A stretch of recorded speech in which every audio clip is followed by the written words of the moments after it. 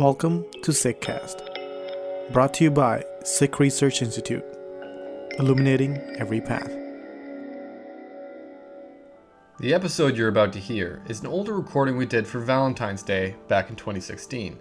It's a conversation between the Sikh Research Institute's Harinder Singh and Martyrdom Singh discussing the significance of love in Sikhi. We at the SikhCast just want to thank you for supporting the show so far and want to share our excitement with you on what we have lined up for 2020. Until then, thank you for your patience and enjoy the show. Today is a very timely podcast on Valentine's Day and what it means to Sikhs. I've been seeing articles on social media. Do Sikhs celebrate Valentine's Day? Should they? Is it a good idea? So we decided to talk about it. And I have Harinder Singh here with me, who will talk about the concept of love in Sikhi. We talk about the famous love stories of Punjab, Punjabi poetry. I think you guys are going to learn a lot. I certainly did. So let's get right into it.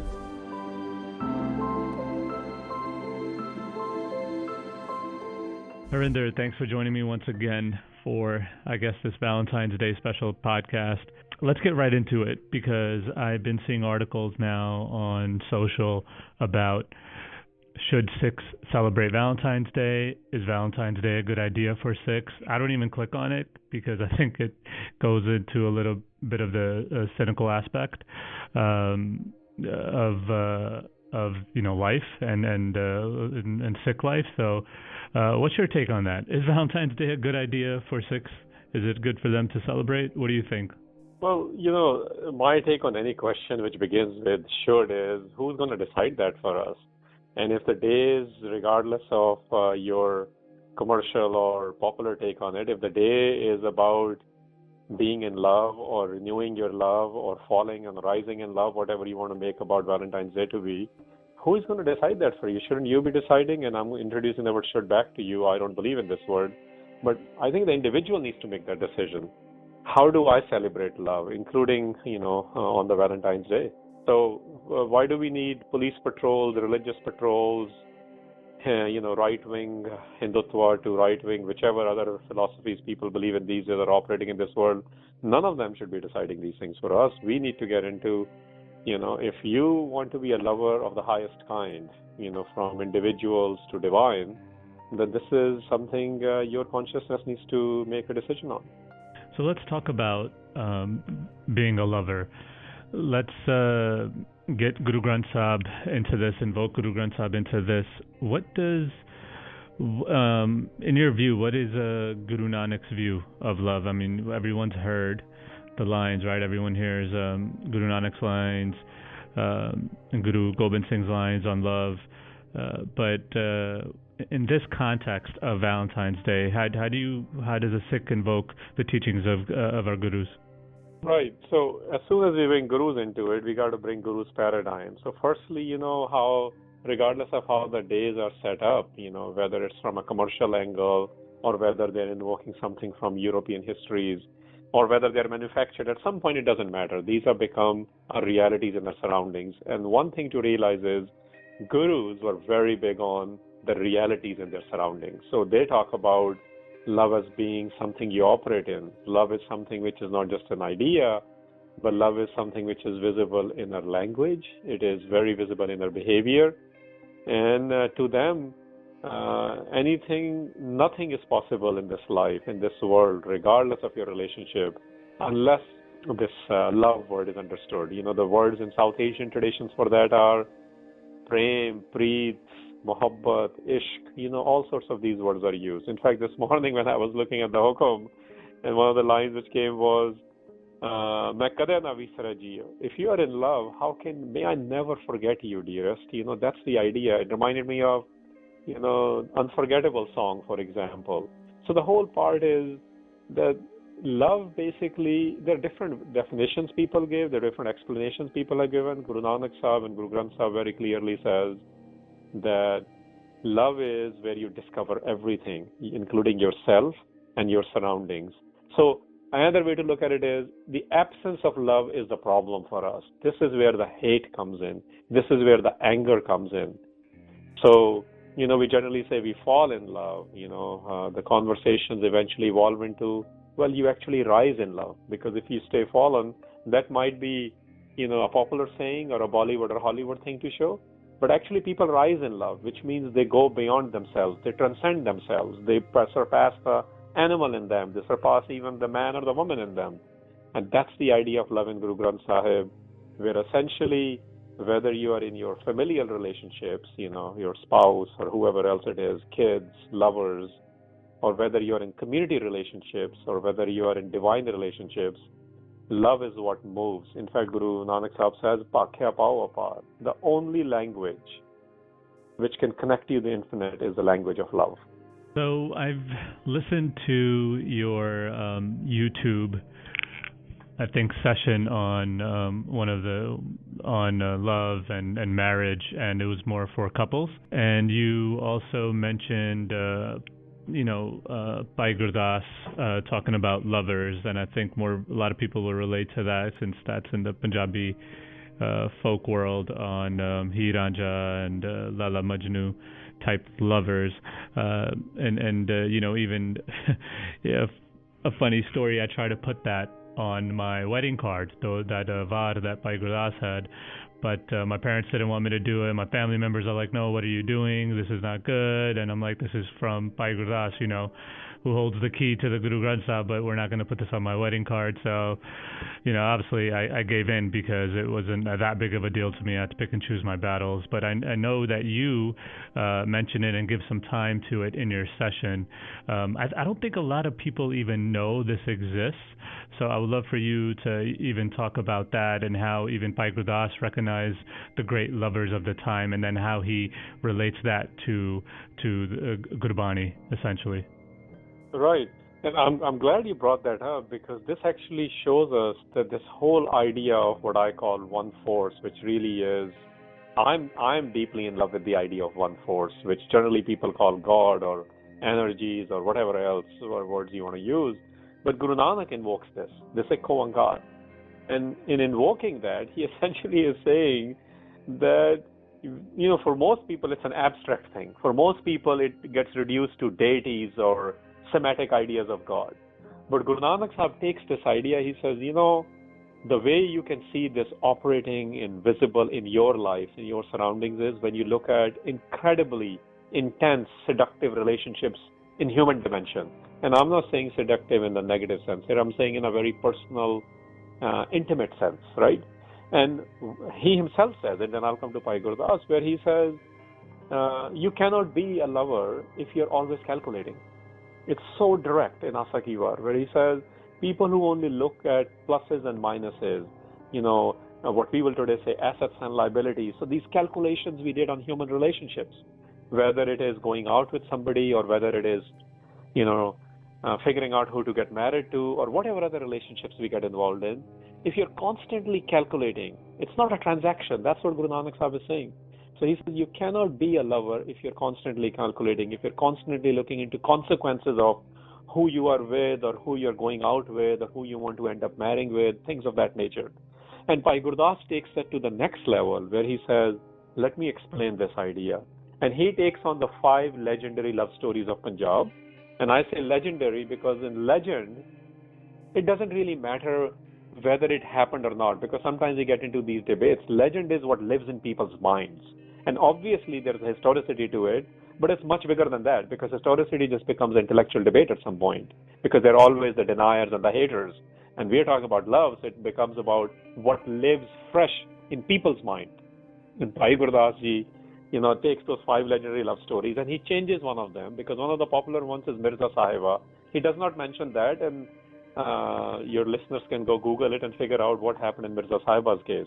But he basically invokes Laila Majnu. In fact, he starts with that line. He says, Laila Majnu Ashki Chakki Jati. He said the story of Laila and Majnu's love, which is popular in the 4 corners of the world. Look at the opening. So he's talking about as Laila Majnu loved themselves, as Sassi Punnu loved themselves. And he used the word dosti. Sassi Punnu dosti. I mean, look at it. Doe hoy jata jati. Essentially, he's saying they didn't look at, the social stratas, whether it is the caste systems or the, financial stratas we have in our societies. Mahiwal and Soni he invokes. Tardi Rati. He's like, she's crossing the river. and the middle of the night, which means this is the intensity of their love. Then it says Ranja Heer they invoke, and the one it does not invoke is Mirza Sahiba. Instead of that, he invokes Sorat Bija Gaviye. He says, let's also sing the songs of Sorat Bija. So I invite your listeners to look into these love stories. But after mentioning these five, and five is Punjab, five becomes symbolically big in Sikhi. So he invokes these five, and the last line he says is, if you want to understand the relationship between Sikh and the Guru, Peer and the Murid, then you need to get up in the morning. And he invokes these five stories. He says, understand these five stories, understand these five lovers. Now, it doesn't get any more direct than this, that, the divine relationship, when the divine enters your life, it also enters your human relationships. That's what I understand from this. Wow. So let's talk about, one of the things on love is, so I listen to a lot of Punjabi music, and a lot of people know I'm probably, and still am actually, a huge fan of Gurdas Mann, and one of his songs is Ishq Ta Gidda, and he's famously in his concert he stops at one of in the middle of the song because he had a question. Someone asked him on the radio, "Ke sare aashiq jehde hoya Musalmana ch hoya Sikhan ch kyun nahi hoye?" And Gurdas Mann's like, "What are you talking about?" He's like, "Kade aare te, kade rambi te, kade suli te, kade tandi te," like all the different tortures that the shaheeds went to and how they were killed. He talks about that, and then the guy on the radio says, those aren't lovers, those are shaheeds. And Gurdas, I think very nicely said, he's like, you can't be a shaheed without love. So if we go to even Udham Singh's time, famously he's known to be singing Heed, and he also carried Heed with him when he shot General Dyer. So, and I'm sure we've, and Heed is a big part, I think, Varashah's Heed at least is a big part of the Punjab lexicon. So what do you think of that? Why do you think these people that sacrifice so much for Sikhi were also drawn to these legendary love stories? Sure, because there's a direct relationship. We are, as far as I know, of the major world faith, traditions, revolutions, we are the ones who actually made this part of our spirituality. Just like social justice is part of Sikh spirituality, love relationships are intense part of Sikh spirituality as well. So, these days, I want to sort of flip it for a second. If we are not seeing very many contributions, or we don't hear enough about these legendary love stories, perhaps we are not lovers. Maybe we have become something else now. So love relationship, whether you see it in the life of, for example, I'm going to actually flip it again. Look at the relationship Bibi Nanki, Sister Nanki has with Brother Nanak. Look at the relationship between Pai Mardana and Guru Nanak. Look at the relationship of, for example, all the warrior tradition which you involved and the martyrdom tradition. All is done in love. They are not even, sometimes we say sacrifices, even sacrifice word doesn't cut it. In the language of Guru Granth Sahib, it says Vare Jawa, or it says Balram Jio. I don't think these can be translated in English because they are coming from a place which is completely in love. When you're completely in love, you're saying, I am willing to do anything and everything. I am willing to pay whatever the cost is. I just want to be with this individual. May my beloved not forget me. This was the hukum today. So, yes, look at even 30 years ago. Everyone knows the name Bhai Satwant Singh, but you must understand his love story with Surinder Kaur, Bibi Surinder Kaur. And we have forgotten this. We have contemporary love stories which defy the logics of people, and they live in the defiance of the state. And this is Bhai Satwant Singh. Why he's getting married, why Surinder Kaur chooses to get married to him while he's in jail, knowing that he will be hanged by the state. So these kind of love stories, legendary love stories which were born in Punjab, were made part of Sikh tradition, and gurus not only celebrated them, and by the way, I just want to mention this, the reason you probably don't hear about these love stories and Bhai Gurdas's war being interpreted in Gurdwaras by Pracharaks, because we are scared. People who are in love, they're not scared. They are nirpa nirvair kind of people. They become fearless. That's why we say when people are in love, even when they have a glimpse of a love, we say they're on cloud nine. Then we're scared to talk about them because in some cases, like in Soni Mehwal and Heer Ranja, the women get married against their own wishes, and even then they're crossing the rivers to see their lovers. Today's mindset of classically religious cannot accept that, but the Guru's mindset of free religious completely accepted that. That reminded me of, while you were talking, it reminded me of Guru Nanak's line.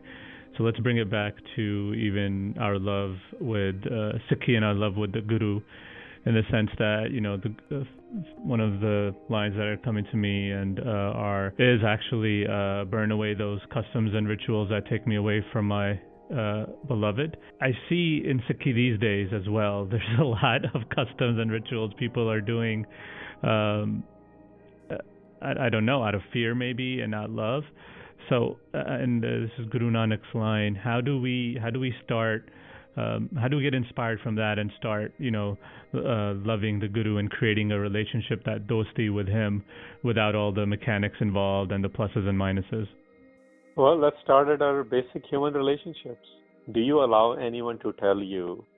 We customize our relationships, don't we? We have personal relationships, we call them. Whenever you're going to make them just about what the society accepts, whether it's religious, whether it is your social net, whether it is your political, whatever subculture you're operating in. Yes, you have guidelines from there, but you don't allow that to dictate how you're going to be in your relationship. If you are, then you're already enslaved by them. Another way to look at it is, if you ask me, Sikhi is all about guidelines. It wasn't about rules. We are the ones who broke the rule. We defied against the rules, whether the religious domain or the political domain made them. So coming back to Guru Nanak Sahib, absolutely, he says, and Baba Faridji says the same thing, by the way. He says, I'm going to go see my lover. I don't care what the weather is. I don't care what people say, because I don't want my love relationship to go south. Now, lovers worldwide are like this. In Sikh tradition, we gave love the highest level. And I say the highest because whether they served in the battlefield with the sword, which actually we should say kirpan, because it's more gentle. It actually gives you Sikh ideology behind it. Or whether they were giving water, they were all doing it out of love. And this love is something which is developed. This is something chiseled. In the language of Guru Granth Sahib, we are looking for love, right? People say that. You and I have probably said it when we haven't been in the best of the times, and your audience probably think about it, because we all are we look for love. But the question is, can you find love, or does the love find you? Because when you are prepared for certain things in life, then they're discovered, right? When we are not prepared, when we just want a PR, or when we are just wanting a particular transaction, then we are looking for things. So another way to look at it, and this is Gurbani's dictum too, that we don't want to go to where the divine is. We want to become so beautiful. We want to become so wanted that the divine has no option but to walk into my house and on my bed. So it's a little bit of a different paradigm. We don't just fall in love. We rise in love. We are not looking for love. Love is going to find us. We are not going to go to the house of divine. Divine is going to come into my house. So what it does is, it asks the individual to raise their consciousness, to change their behaviors, to become accepting, to speak and walk in the language of love. So it's a little different way of looking at life. So bringing it back to Valentine's Day, couples, I'm sure there's couples that are dating, Sikh couples that are dating, Sikh couples that are newly married, people that have been married for 50 years. Valentine's Day for them in Sikhi, some celebrate it, some don't. This idea of love and bringing it back, how are Sikhs and Valentine's Day? The famous line is, and when people say if they celebrate it or they don't, it's like every day is Valentine's Day. Is that good for us? Should every day be Valentine's Day and not just a particular day? But it doesn't matter, because I know I'm just bringing it back to the articles and the headlines I saw. Does it matter if you celebrate it that day a little more or not? Is it ritualistic, like we just talked about? Well, so let's look at it from two angles. So one is the day itself, and then the how part for the individual. If you look at the history of it, people will go back to whether it was the feast of Saint Valentine or whether it is Saint Valentine's Day, from the Brazilian ideas to the Italian ideas to other ideas. All I'm going to say is, I'm going to apply whether it started in Roman Empire under Christians or something else, whether it's a commercial holiday or whether Eastern Orthodox Church came up with it. At some point, it doesn't matter. And the reason is this: cultures have days. There always is some relationship with the past. For example, in the Punjabi Sikh culture, the Diwali existed there, Vaisakhi existed there. Gurus took existing ideas and they redefined it. So one thing I want to say is, yes, it's important to know the backgrounds, but what's more important is what are you going to do with it. Now let me bring Sikhi more into it. Just like Gurpurbs, we celebrate them, but we are not people who are fixated on a particular day or particular time. Those are reminders. So don't we need an excuse to celebrate more love? How you celebrate love is entirely up to you, and don't get caught up into it. So I would say do what you want to do with it. If you are in love, you need more reasons. You actually don't even need any reason. But if there are reasons, go ahead and celebrate it in the way it works for you. But be very cognizant. Don't get, as you call it, ritualistic about it. Ritual itself is very powerful, by the way. Meaningless ritual is worthless.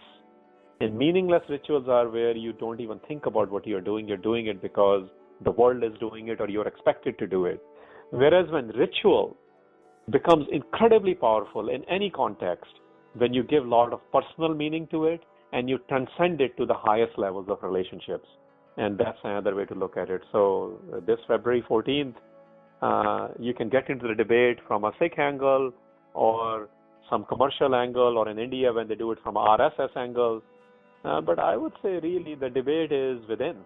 The hostility is within.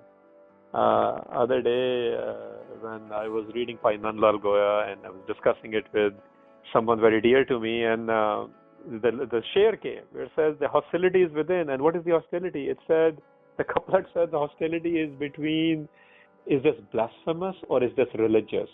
But the hostility is within, and your love relationship will decide what it is. So we worry too much about the outside hostility or the outer arguments. They really need to happen within, and from within your larger answer comes, and that's exactly where the love is born. That's amazing. Very beautiful. For me, I look at the world through the eyes of marketing, and I think everything is because of marketing. And I think I tweeted last year, Valentine's Day created by marketers to sell cards, flowers, chocolates, and expensive food, and women think it's an ancient romantic tradition. Even with that being said, the way I celebrate it is now it's kind of an excuse to me. Obviously I look at it like I should be that all the time and have that constant love going, but now it's just an excuse to get together with other couples and have some steak. So that being said, are you doing anything for Valentine's Day? Is this coming up? Well, there are a couple of things going on for me this weekend. By the way, Gurpreet and I and the other relationships I have in terms of people I'm very close to, I'm not really driven by the day itself. And I say that about everything in my life, because these days are conveniences which have been developed by whatever the ruling societies are around us, or their hegemonic cultures, we call them. So whether it's birthdays, anniversaries, Valentine's days, or any other days, Presidents say has more metro sales than anyone. So, there are all sorts of things going on. But that said, why not? We probably, this weekend, on Sunday, I'm scheduled to go speak on Jathedar Jarnail Singh Pindranwale, and I'm going to title that. I said, do we understand this love at the Panthak level? Do we understand this love? Because, love is reduced to just romance. And romance is very necessary. Please don't misunderstand me. But love has infinite dimensions. This is a love with capital L. So I am, some family members are visiting. We were joking that what are we going to do this Valentine's Day? I said, maybe we'll all do a party together. Maybe I'll just go out to dinner. I don't know exactly what the plan is going to be turned out, because we do live in relationships where sometimes it's more than your spouse or your lover. So I know there is some community level of discussion I'll be doing on the ideas of love, and there will be some intimate or personal conversations, including dinners. Great. Well, I'll probably see you this Sunday at that talk in Richmond Hill, New York. So, Harinder, always appreciate your time, wealth of knowledge. If people want to contact you, where can they get a hold of you or see what you're doing and what you're up to these days? Sure. So I primarily just use Twitter at OneForce, number one, and Force, Force. So OneForce is the best way to get hold of me. I do appreciate you talking about love from Punjabi Sikh heritage angle as well, and at community at large. I just want to leave it with another thought on the love idea. You know, in Sikh tradition, we very much proclaim that whether it is Guru Nanak Sahib or Guru Gobind Singh Maharaj, that the only way you will discover divine is in love.